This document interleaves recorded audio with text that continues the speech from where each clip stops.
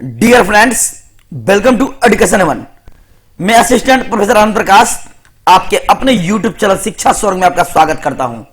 विद्यार्थीगण, आज का मोटिवेशन है मैदान में हारा हुआ इंसान फिर से जीत सकता है, लेकिन मन से हारा हुआ इंसान कभी नहीं जीत सकता। यानी कि यदि आप अपने आप में हार जाते हैं, सोच लेते हैं कि मैं इसमें नहीं जीत पाऊंगा, तो आप यह सच में नहीं जीत पाते हैं।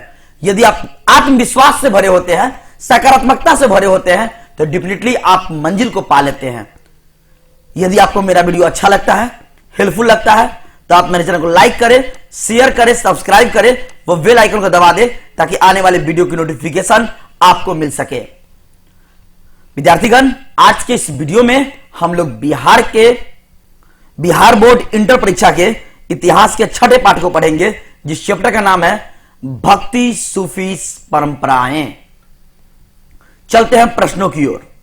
क्वेश्चन नंबर 1, बंगाल में भक्ति आंदोलन का प्रमुख प्रचारक कौन था? रामानंद स्वामी, वल्लभाचार्य, संत ज्ञानेश्वर या चैतन्य महाप्रभु? बताइए राइट आंसर क्या होगा। तो आपका राइट आंसर हो जाएगा चैतन्य महाप्रभु। क्या हो जाएगा?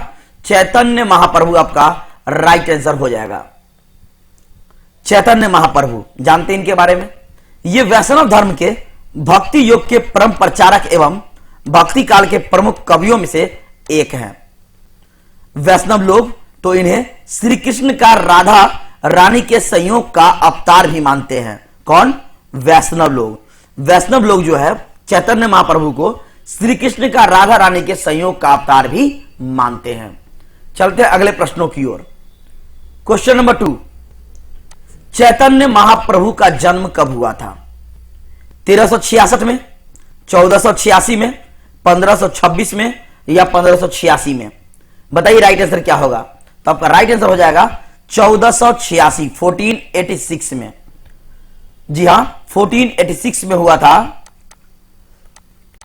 फाल्गुन शुक्ल पूर्णिमा को, फाल्गुन शुक्ल पूर्णिमा को हुआ था इनका जन्म 1486 को। और मृत्यु जो है, इनकी मृत्यु यह हुई थी 14 जून 1534 को। कब हुई थी? 14 जून 1534 को। विद्यार्थीगण, कॉपी कलम निकालिए और आप लिखकर याद कीजिए, क्योंकि मैं आपको एक्स्ट्रा प्रश्न भी बताता हूं। ये इस 25 प्रश्न के अलावा प्रत्येक प्रश्न में आपको एक्स्ट्रा बताता हूं, ताकि आप अच्छे से विस्तार से पढ़ सके और याद कर सके। मैंने बताया फाल्गुन शुक्ल पूर्णिमा को जो है 1486 को इनका जन्म हुआ। इनका मृत्यु 14 जून 1534 को हुआ। चलते हैं अगले प्रश्नों की ओर। क्वेश्चन नंबर 3, ख्वाजा मोइनुद्दीन चिश्ती भारत के किस शहर में बस गए थे? उदयपुर, जयपुर, दिल्ली या फिर अजमेर? बताइए राइट आंसर क्या होगा। तो आपका राइट आंसर हो जाएगा अजमेर। क्या हो जाएगा? अजमेर आपका राइट आंसर हो जाएगा। ख्वाजा मोइनुद्दीन हसन चिश्ती की मजार अजमेर में है। कहां है? अजमेर में है। ऐसा माना जाता है कि मोइनुद्दीन चिश्ती का जन्म 537 हिजरी संवत अर्थात 1143 ईस्वी पूर्व पर्सिया के सिस्तान क्षेत्र में हुआ था। नेक्स्ट प्रश्न, क्वेश्चन नंबर 4, रामानुजाचार्य का जन्म कहां हुआ था? बंगलौर में, मद्रास, दिल्ली या कोलकाता? तो आपका राइट आंसर क्या हो जाएगा? मद्रास में। कहां? मद्रास आपका राइट आंसर हो जाएगा। रामानुजाचार्य, इनके बारे में देखेंगे। ये विशिष्टाद्वैत वेदांत के प्रवर्तक थे। वह ऐसे वैष्णव संत थे। क्या थे? वैष्णव संत, जिनका भक्ति परंपरा पर बहुत गहरा प्रभाव रहा। वैष्णव आचार्यों में प्रमुख रामानुजाचार्य की शिष्य परंपरा में रामानंद हुए। जिनके शिष्य कौन कौन हुए? रामानंद के शिष्य कबीर, रैदास, सूरदास, ये सब इनके शिष्य थे। रामानुज जी ने वेदांत दर्शन पर आधारित अपना नया दर्शन विशिष्ट अद्वैत वेदांत लिखा था। विशिष्ट अद्वैत वेदांत कौन लिखा? रामानुज। चलते हैं अगले प्रश्नों की ओर। क्वेश्चन नंबर 5, खानकाह का नियंत्रण किसके हाथों में था? शेख, अरबी, पीर, मुर्शीद या उपरोक्त सभी? बताइए राइट आंसर क्या होगा। तो आपका राइट आंसर हो जाएगा उपरोक्त सभी, यानी इन सभी के पास जो है खानकाह का नियंत्रण था। Next question number 6, Sheikh Nizamuddin Auliya की दरगाह किस स्थान पर है? अजमेर, जयपुर, दिल्ली या फिर मुंबई? तो आपका राइट आंसर क्या हो जाएगा? दिल्ली। क्या हो जाएगा? दिल्ली आपका राइट आंसर हो जाएगा। हजरत निजामुद्दीन चिश्ती घराने के चौथे संत थे। क्या में? चौथे। हजरत साहब ने 92 वर्ष की आयु में प्राण त्यागे और उसी वर्ष उनके मकबरे का निर्माण शुरू हो गया था, किंतु इसका नवीनीकरण 1562 ईस्वी तक होता रहा। दक्षिण दिल्ली में स्थित हजरत निजामुद्दीन औलिया का मकबरा सूफी काल का एक पवित्र दरगाह है। नेक्स्ट क्वेश्चन नंबर 7, मीरा का विवाह किसके साथ हुआ था? भोजराज, तुकाराम, एकनाथ या संत ज्ञानेश्वर? बताइए राइट आंसर क्या होगा। तो आपका राइट आंसर हो जाएगा भोजराज। क्या हो जाएगा? भोजराज। मीराबाई यानी मीरा, जिनका जन्म 1498, मृत्यु 1546 को। यह 16वीं शताब्दी की एक कृष्ण भक्त और कवयित्री थी।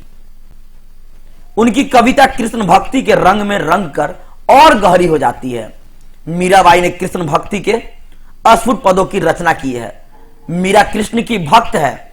उनके गुरु रविदास जी थे तथा रविदास जी के गुरु रामानंद थे। रविदास जी के गुरु कौन थे? रामानंद।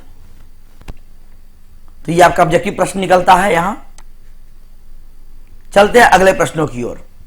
क्वेश्चन नंबर 8, मीराबाई ने किसे एकमात्र अपना पति स्वीकार किया था? शंकर, इंद्र, विष्णु या कृष्ण? बताइए आपका राइट आंसर क्या होगा। तो आपका राइट आंसर हो जाएगा कृष्ण। क्या हो जाएगा? Krishna. Next question number 9, Mirabai कौन से मत की अनुयायी थी? पीछे मैंने आपको बताया है, हनुमान, कृष्ण, शिव या ब्रह्मा? बताइए राइट आंसर क्या होगा। तो आपका राइट आंसर हो जाएगा Krishna. Next question number 10, Kabir का जन्म कब हुआ था? 1286, 1458, 1485 या 1598? आपका राइट आंसर क्या होगा? 1485, 1485 यानी 15वीं सदी में। कबीर, कबीर जिसे हम कबीर साहब कहते हैं, इनका जन्म 15वीं सदी के ये भारतीय रहस्यवादी कवि और संत थे। वे हिंदू धर्म व इस्लाम धर्म को न मानते हुए धर्म एक सर्वोच्च ईश्वर में यह विश्वास रखते थे। उन्होंने समाज में फैली कुरीतियों यानी बुराई, कर्मकांड, अंधविश्वास की निंदा की और सामाजिक बुराइयों की कड़ी आलोचना भी इन्होंने किया।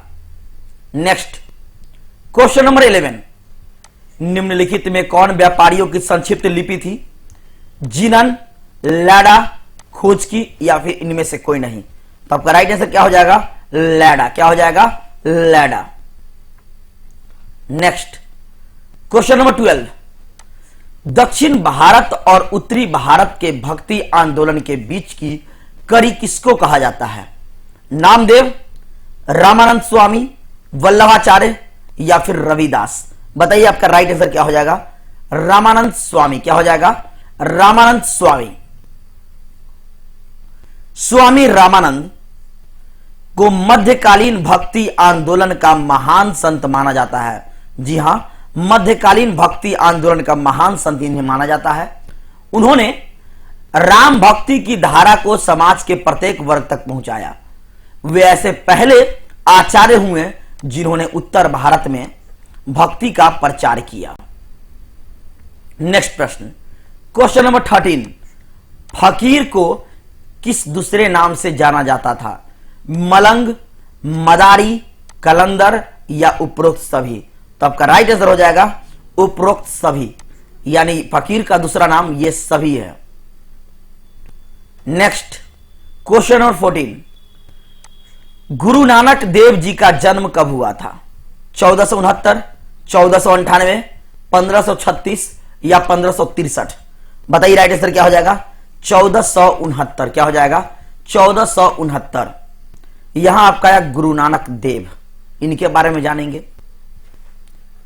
नानक, जिनका जन्म कार्तिक पूर्णिमा को 1469 में हुआ, मैंने आपको बताया अभी यहां पे, और मृत्यु 22 सितंबर 1539 को हुआ।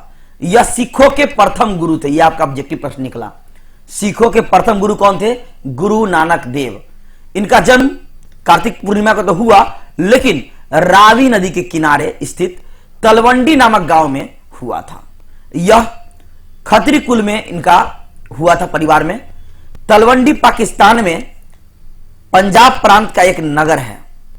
इनके अनुयायी इन्हें नानक या नानक देव जी या बाबा नानक या नानक शाह नामों से संबोधित करते हैं, यानी इनके कई नाम हैं। नेक्स्ट क्वेश्चन नंबर 15, वल्लभाचार्य का जन्म कब हुआ था? 1356, 1425, 1479 या 1529? बताइए वल्लभाचार्य का जन्म कब हुआ था? बताइए राइट आंसर क्या होगा? तो इसका राइट आंसर हो जाएगा 1479। कब? 1479 को हुआ था। नेक्स्ट क्वेश्चन नंबर 16, किसे सुल्तान उल मशेख कहकर पुकारा जाता था? शेख निजामुद्दीन, कबीर, अमीर खुसरो या रैदास? आपका राइट आंसर हो जाएगा शेख निजामुद्दीन। क्या हो जाएगा? Sheikh Nizamuddin. Next question number 17, Amir Khusro किससे मिलने जाया करते थे? शेख निजामुद्दीन औलिया से, कबीर से, रैदास से या फिर इनमें से सभी से मिलने जाया करते थे? तो आपका राइट आंसर हो जाएगा शेख निजामुद्दीन औलिया। आंसर क हो जाएगा आपका, शेख निजामुद्दीन औलिया से मिलने जाया करते थे। कौन? अमीर Khusro. Next question number 18, Guru Nanak के बाद गुरु पद पर कौन बैठे थे? गुरु अंगद, गुरु गोविंद सिंह, गुरु अर्जुन देव या गुरु तेग बहादुर? गुरु तेग बहादुर। बताइए आपका राइट आंसर क्या हो जाएगा? तो आपका राइट आंसर हो जाएगा गुरु अंगद। क्या हो जाएगा? गुरु अंगद। अंगद, जिन्हें अंगद देव या गुरु अंगद देव, यह सिखों के दूसरे गुरु थे। क्या में गुरु? दूसरे। मैंने पहला गुरु आपको बताया पीछे, गुरु नानक थे, तो दूसरे गुरु थे ये। गुरु अंगद देव महाराज जी का सृजनात्मक व्यक्तित्व था। उनमें ऐसी आध्यात्मिक क्रियाशीलता थी जिससे पहले वे एक सच्चे सिख बने और फिर एक महान गुरु बने। गुरु अंगद साहिब जी का जन्म हरिके, जी हां, हरिके नामक गांव में हुआ, जो कि फिरोजपुर पंजाब में आता है। नेक्स्ट क्वेश्चन नंबर 19, सूफी पंथ का संबंध किससे है? सिख धर्म, हिंदू धर्म, ईसाई धर्म या इस्लाम धर्म? तो आपका राइट आंसर क्या हो जाएगा? इस्लाम धर्म। क्या हो जाएगा? इस्लाम धर्म से है। सूफी पंथ, जिसे हम सूफीवाद कहते हैं, सूफीवाद या तसव्वुफ इस्लाम का एक रहस्यवादी पंथ है। इसके पंथियों को सूफी संत कहते हैं। इनका लक्ष्य अपने पंथ की प्रगति एवं सूफीवाद की सेवा रहा है। माना जाता है कि सूफीवाद इराक के बसरा नगर में करीब 1000 साल पहले जन्मे थे। नेक्स्ट क्वेश्चन नंबर 20, पद्मावत के रचयिता कौन थे? कबीर, प्रेमचंद, मलिक मोहम्मद जायसी या फणीश्वर रातरेरू? बताइए आपका राइट आंसर क्या हो जाएगा? मलिक मोहम्मद जायसी। क्या हो जाएगा? मलिक मोहम्मद जायसी। नेक्स्ट क्वेश्चन नंबर 21, चिश्ती शहर कहां स्थित है? मध्य भारत, पाकिस्तान, तुर्की या मध्य अफगानिस्तान? तो आपका राइट आंसर हो जाएगा मध्य अफगानिस्तान। क्या हो जाएगा? मध्य अफगानिस्तान जो है वहां चिश्ती शहर स्थित है। नेक्स्ट क्वेश्चन नंबर 22, सूफीवाद के बाद इस्लामिक ग्रंथों में कौन से शब्द का प्रयोग किया गया है? सूफी, सूफ, तसव्वुफ या इनमें से कोई नहीं? आपका राइट आंसर क्या हो जाएगा? पीछे भी मैंने आपको बताया तसव्वुफ। क्या? तसव्वुफ। देखिए मैंने आपको पीछे बताया, इसलिए मैं आपको कहता हूं कि विस्तार से आप पढ़ें। देखिए सूफीवाद या तसव्वुफ, सूफीवाद को हम तसव्वुफ कहते हैं। नेक्स्ट क्वेश्चन नंबर 23, तुर्की मुसलमानों को क्या कहा जाता था? पारसिक, तुर्साका, यवन या ताजिक? तो आपका राइट आंसर क्या हो जाएगा? तुर्साका। क्या हो जाएगा? तुर्साका, जिसे हम तुर्साका को ही तुरुस्क कहते हैं। क्या कहते हैं? तुरुस्क। तो तुर्की मुसलमानों को हम लोग तुरुस्क या तुर्साका कहते हैं। नेक्स्ट क्वेश्चन नंबर 24, मोहम्मद बिन कासिम ने सिंध को कब जीतकर उसे खलीफा क्षेत्र के शामिल किया? 700 एडी, एडी मतलब एन्नो डोमिनी, 712 एडी, 758 एडी या 792 एडी? तो आपका राइट आंसर हो जाएगा 712 एडी। क्या हो जाएगा? 712 एडी। नेक्स्ट क्वेश्चन नंबर 25, प्रारंभिक भक्ति आंदोलन लगभग कब शुरू हुआ था? 5वीं शताब्दी, 6ठी शताब्दी, 7वीं शताब्दी या 8वीं शताब्दी? तो आपका राइट आंसर क्या हो जाएगा? 6ठी शताब्दी। क्या हो जाएगा? 6ठी शताब्दी। यहां भक्ति आंदोलन आया, इसके बारे में जानेंगे। मध्यकालीन भारत के सांस्कृतिक इतिहास में भक्ति आंदोलन एक महत्वपूर्ण पड़ाव था। इस काल में सामाजिक धार्मिक सुधारों द्वारा समाज में विभिन्न तरह से भगवान की भक्ति का प्रचार प्रसार किया गया। सिख धर्म के उद्भव में भक्ति आंदोलन की महत्वपूर्ण भूमिका मानी जाती है। विद्यार्थीगण, आज का महत्वपूर्ण प्रश्न का सेशन आपका समाप्त हुआ। सो ध्यान से पढ़ाई करें, अपने बोर्ड एग्जाम की यानी इंटर का अच्छे से तैयारी करें। फिर मिलते हैं अगले वीडियो में। Thank you very much.